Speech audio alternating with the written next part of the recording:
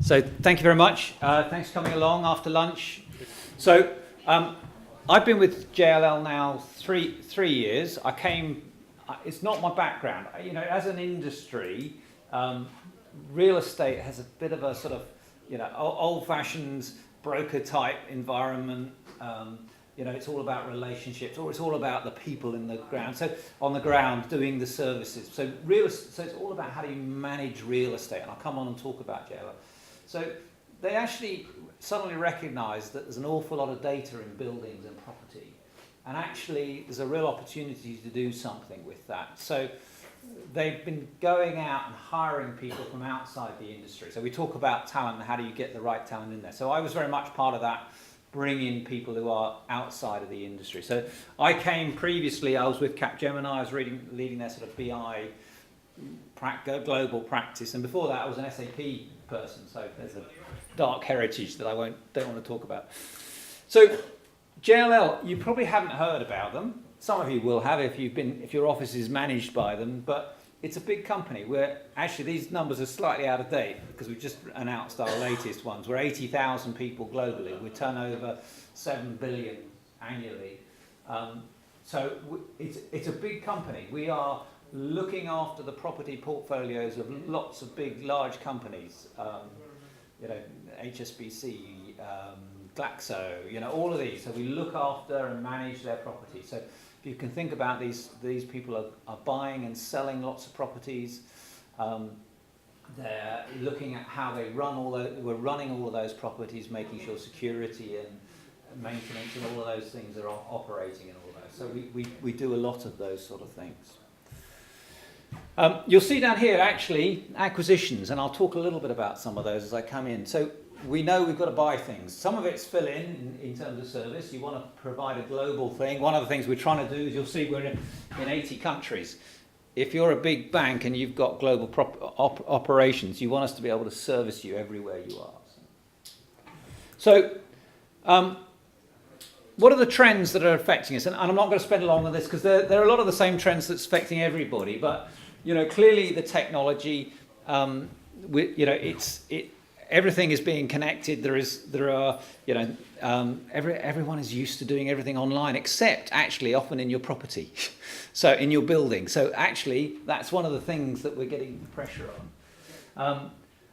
Connected devices. So already a lot of the buildings that we operate have lifts that are already sending messages. They have lights that are telling messages. So I was talking to someone last night who said, I think it was Next, he was saying, when the light fails there, no one does anything about it. An engineer turns up within the hour to fix it because it's told them that it needs to. So, this is all changing.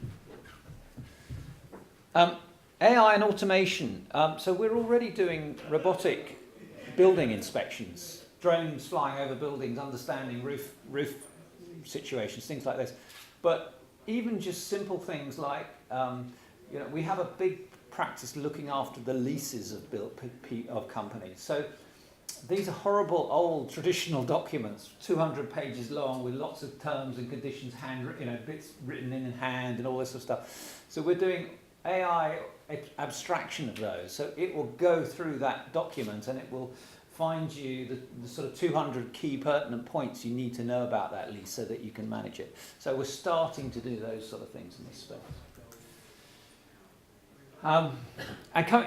Expectation on demand. So people want to be able to do it there and then. I can adjust my heating in my house from my car and my mobile phone. I can't do it in the office. It's those sort of things are the expectation that we're seeing. And I think this is the biggest one, the whole human experience flexible workspace. If you think about, and I'll come on and talk a little bit more about this, but the way that we're working today and what our expectations are in terms of that space are really significantly different. The ability, how many people in here work from home at least one day a week? Yeah, so that's already giving you a view that there's a fair proportion of people who are already doing that, and that's changing. The demographics of where people work will change, and that has a big impact when you've taken a 20-year lease on a building. So that's all changing. And underneath it all is the data. So the data is coming out of all this stuff. And how do we take advantage of that data and make use of it? So that's That's what this journey is about. So if you look at today's workspace, it's actually quite surprising how much data how many data creating devices are out there. Now it's not all connected, and this is one of our big challenges. But you know, you already have most people have, you know, conference room booking facilities of some sort that's recording who's going in them, where they're going in them. Badge swipe data. You know, they will have lighting that's often becoming intelligent, lifts becoming intelligent. So there are lots of those sort of things. And one of the things we'll come on to is just, you know, the idea of putting sensors in a building to understand how people are using it. And that's becoming a key part of what we're doing, and we'll talk a little bit about. So we're beginning to change. I think there's a big shift in the industry, and it's really come out of. I would say it came out of the West Coast. If you've ever visited sort of Facebook or Google or one of those companies, and you've been into the campus and they've got, you know, foosball, and they've got, you know, free coffee and drinks and chocolate bars, and, you know, there's a park outside, a bit like this place actually. Frankly, it's lovely. I'd love to work here. Maybe your MOD facility, but if I look back to when we, you know, a few years back, and certainly after the crash, real estate was seen as a cost drag on the business. It was a big cost on my accounts, and I actually, how can I minimise it? How can I get the cost down? And I was, you know, someone was talking today. You know, we'll put them out in a porta cabin out in Milton Keynes because that's really cheap, and we can really cut down the costs. And actually, that whole concept is changing, particularly as space is becoming, you know, if I can understand and use the space better, we're seeing people seeing their real estate as a strategic asset. How do I get the right people into my organisation? How do I retain those right people? So we've heard a lot today about, you know, getting the right talent in your organisation to do it. Well, if you create them an environment that they like working in, and they feel part of it, and that's a big part of the whole journey. It's not the only part. There's clearly the culture, the business culture, and all of those sort of things. But creating the right work environment is a key thing. And we saw it very much from the West Coast tech companies. But we're having these conversations and doing stuff for all the big all the pharmaceuticals are there. The banks are getting there slowly.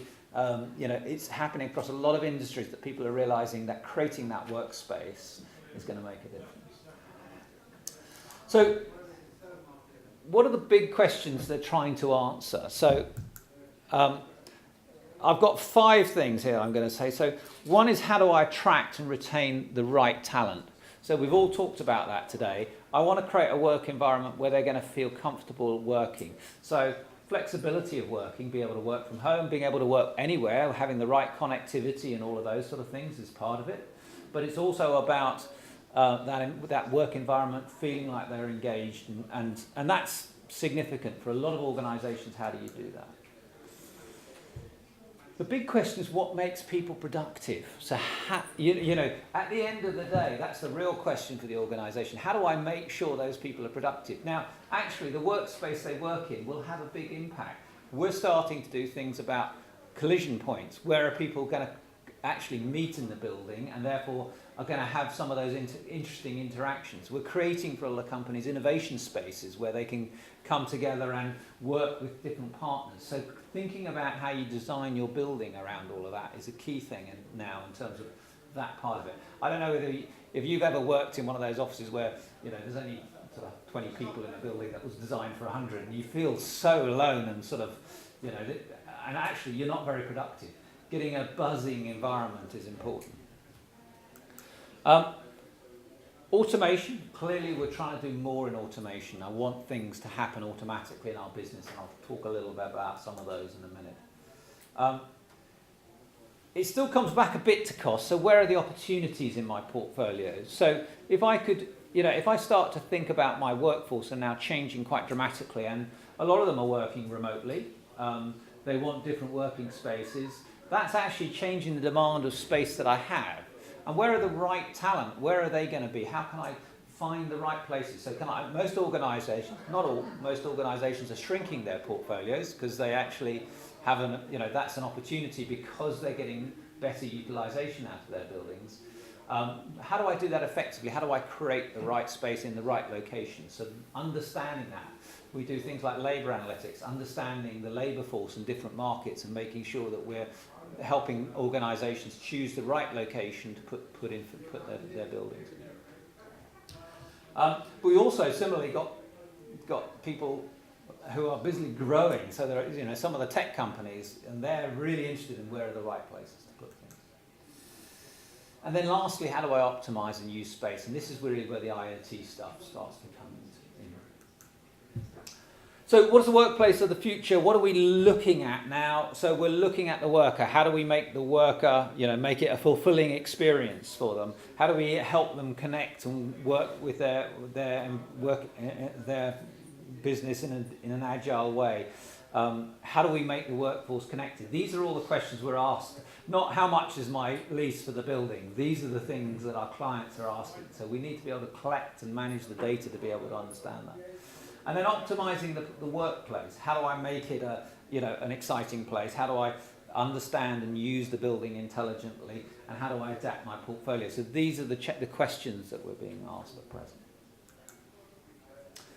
And we've talked about this. I'm not going to go into this, but the workforce is changing dramatically, and we're seeing a lot of organisations doing this. So, a lot of organisations are going. Anyone know Charles Handy? He talked about this probably 30 years ago that we'd go this way, and it's very true. There's a core set. Most organisations are going to a core set of key workers, and then having a lot of flexible workers coming in and out of it. And then actually, our lease abstractors, that's now autonomous. It's being done by robots. They're doing the abstraction of the leases. Those lease abstraction people are now actually doing more value add stuff on top of it. So it changes. But that does change the way organisations need space and how they use space. And this is part of the big prize, is utilisation. So 53% of desks are in use at any one time. If you think about the amount of property that organisations have, and I think that nearly half of it is not being used, just think of the value that could drive. Now, the challenge is, the way that traditionally you do this is to check utilisation. Someone comes around with a clipboard once a month or something, and goes, well, he's not there now, but I know he is there. So, and actually that's not going to get you a really very accurate position. And realistically, you've got to allow for peaks and troughs. So, even though on a Friday the office may be, sort of 20% full, I still need to account for the Wednesday when everybody's in. So you've got to be able to deal with all of that. So the key thing for us is to try and understand real-time utilisation. So how do I connect and understand how people are actually using a building in real time? And the answer is we're starting to do that. And there's actually, the obvious way to start was to actually start with the sort of sensor type stuff. So putting sensors under desks. Now that's actually becoming very practical because actually they're becoming cheaper and easier to maintain and all of those sort of things. Initially it was quite expensive, but still it's not necessarily everywhere. But actually it's interesting. The best way we're finding to do this is to triangulate. You actually use a number of these different techniques and use that to try and build that picture. So badge swipe data is important. Wi-Fi connections are important. Understanding how people are using it, and then using some machine learning to try and pull that together and understand those real utilization patterns. If we can do that, we can start to build, and it's a little icon down here, but it starts to build you all the analysis that tells me when things are being used and when they're not, and gives you a real view of where you can take advantage of it.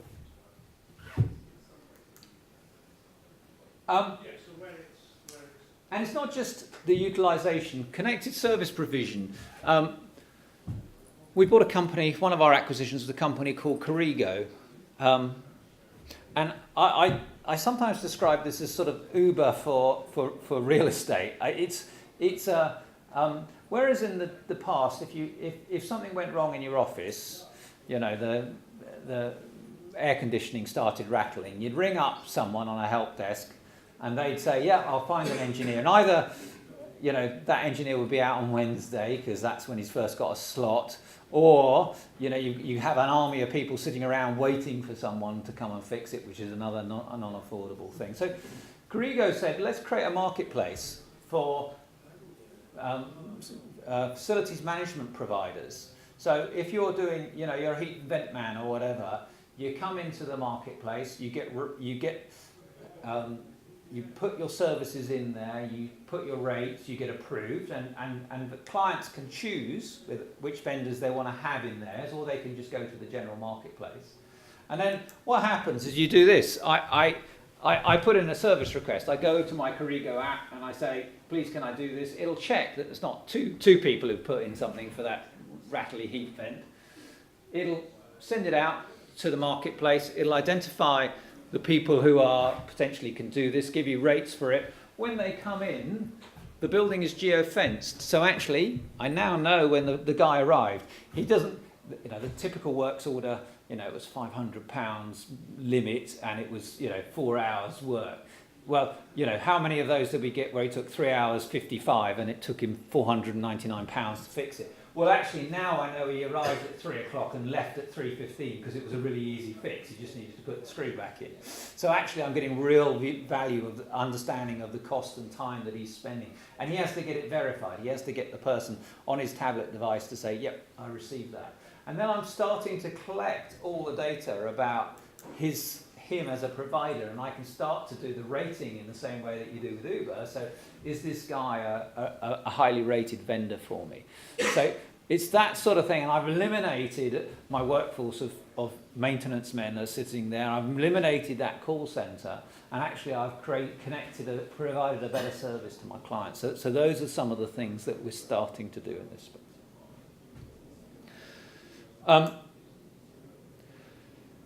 And then the user experience. Now this is an area that's starting. We've got a few clients starting to do this, and I think it's probably going to be much more relevant in those sort of campus organisations. But they're starting to say, actually, as a user, I want to be able to. There's a whole load of things that I'm doing. I want to know about, you know, travel into the site. What's the traffic like? Where have you got any car parking spaces? You know, is there a part of the building that's at a temperature that I like if I'm doing flexible working? What's happening in lunch? All of those sort of things. So actually, an app for your work experience. So we're getting some of this starting to happen, particularly in those sort of campus environments where they want to understand that. But I think, you know, we have apps for all the other things in our life. We typically don't have apps for our work experience, and so this is going to become more ubiquitous, particularly as we start to get more information coming out of the system of understanding how people are using the building, where things are, and all of that. It doesn't come for free, and this is a boring slide and all this nice, sexy stuff, but getting the data governance right is a key part of this. So I have a data governance team. It's a key part of making this all work.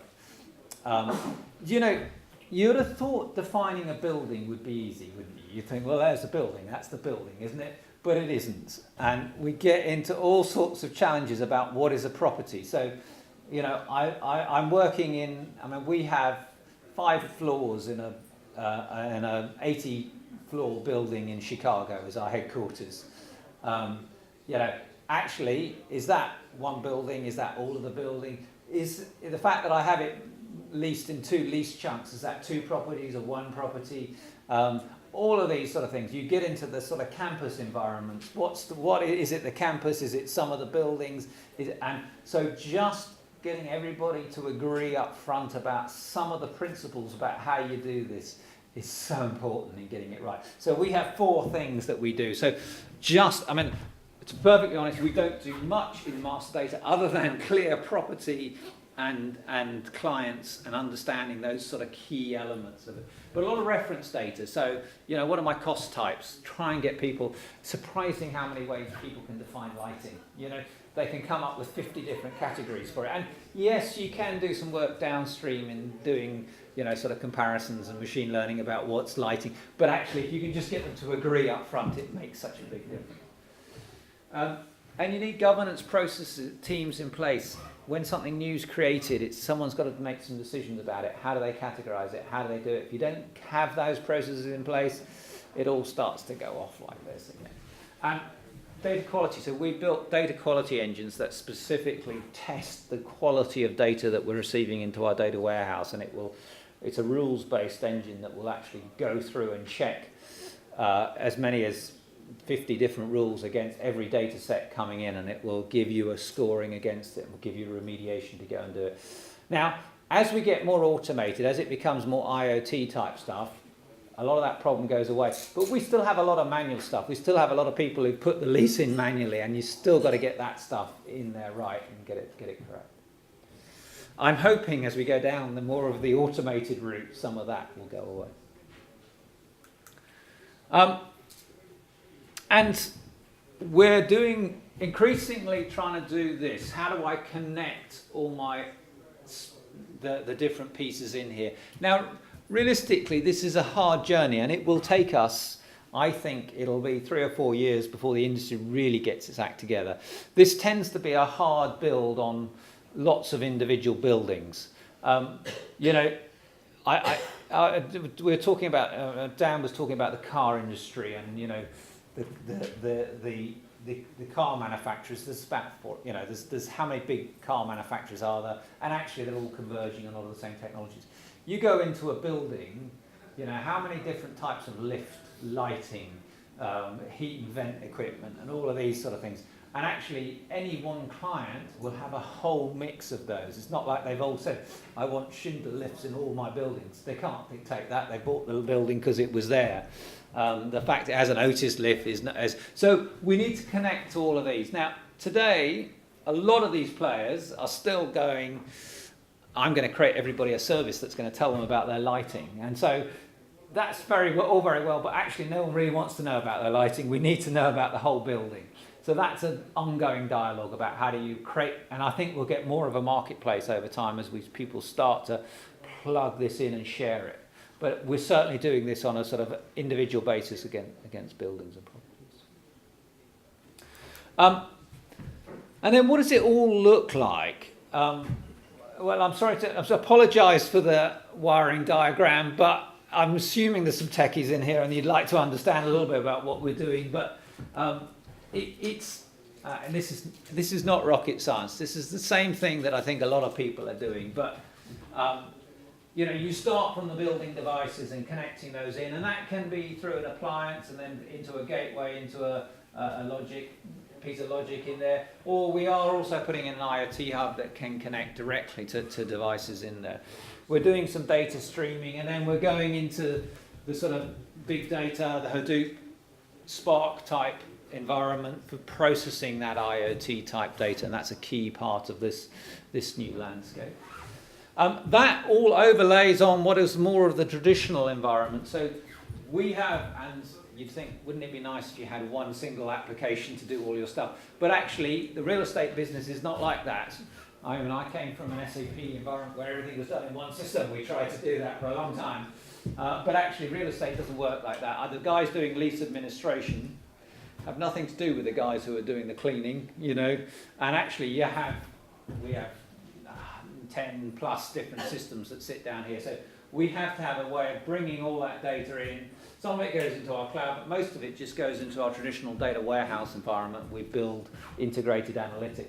There are two pieces, and I've talked a little bit about them. One is that property hub that's just doing that integration of property data, and actually there's also a reference data piece in here that just tries to synchronize it. So it actually goes off and tells all of these things what are the property and making sure you have consistency. And that data quality engine that's driving that quality in there. But that ultimately is the way that we're sort of trying to engineer for all of this. That's my lot. I'm probably a bit quick. That might be good. You might get another cup of coffee in. But it gives us a chance to ask for questions if we want it. On time, so. Any questions from anybody? Yeah, given that you've sort of described real estate becoming more of a strategic asset, where do you think it sits? So does it sit almost as an extension of the HR function going forward, in that it's about recruiting and retaining the best talent within an environment to be productive? Is it a marketing thing, i.e. you get the best clients to go into your offices and you showcase the work you do? Yeah. Where does it sit? So, and it does depend a lot on the organisation and what their priorities. However, I think the one thing we're trying to do is to take our our key stakeholder. We'd love to talk to the CEO and the CFO and all those stakeholders. Often it's very hard to do that, but there's usually a corporate real estate exec who owns the real estate in their environment, and they've traditionally been he's the guy who runs the property. He's down in the corner and no one has he has no real say in things. He's just someone who's a cost to us.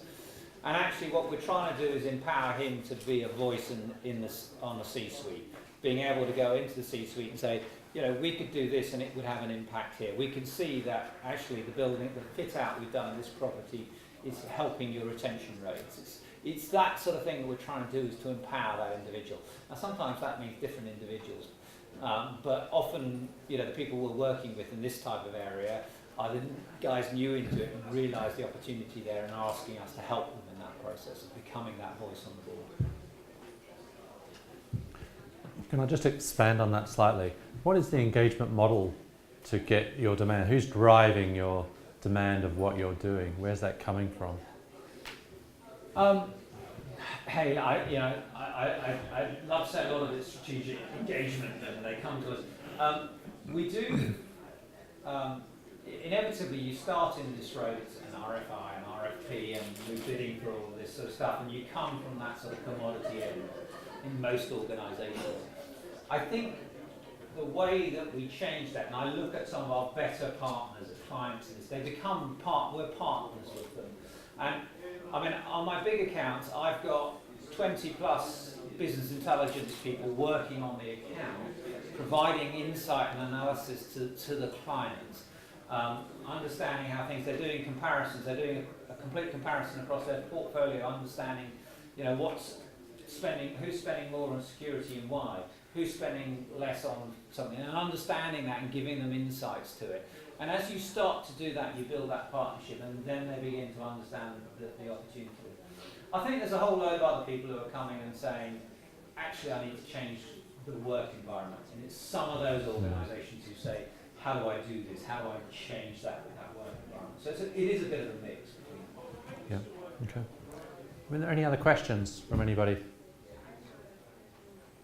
Okay. Can I just ask one more question? Yeah. I just wondered, I assume that you have got a reference architecture, or you got a new building and this is what you're going to put in. So that was sort of a little bit around that architecture that you've shown before.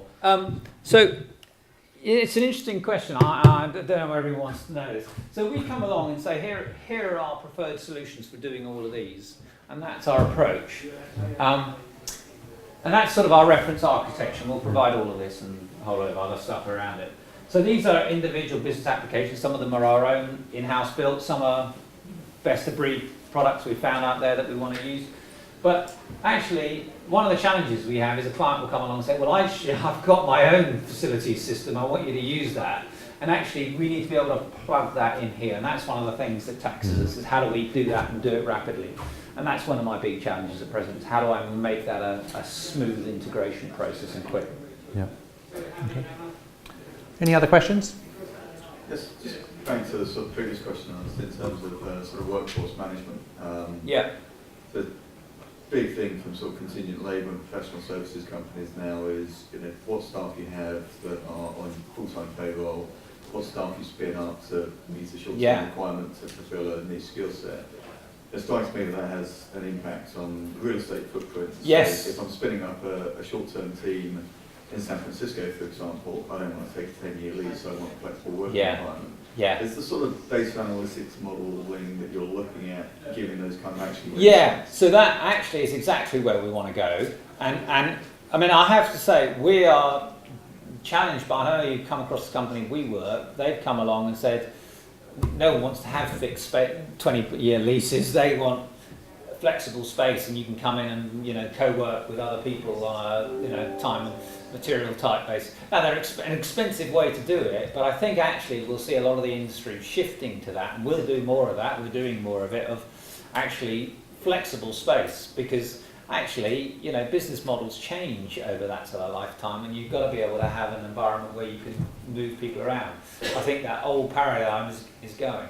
But it's a good point, because one of the things that really makes our stuff powerful is when the guys come to us and say, actually, I'm prepared to give you my HR plans in terms of headcounts and where they're going to be, and we'll model that and build it into here.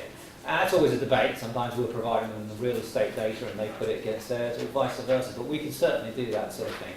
Is take, and actually, this really becomes more powerful when you start to overlay some of that stuff. So we bring in market data about what are average rents in different places, availability of stock, but also client stuff about HR headcounts and what's happening on all of those, even business plans and site performance and things like that.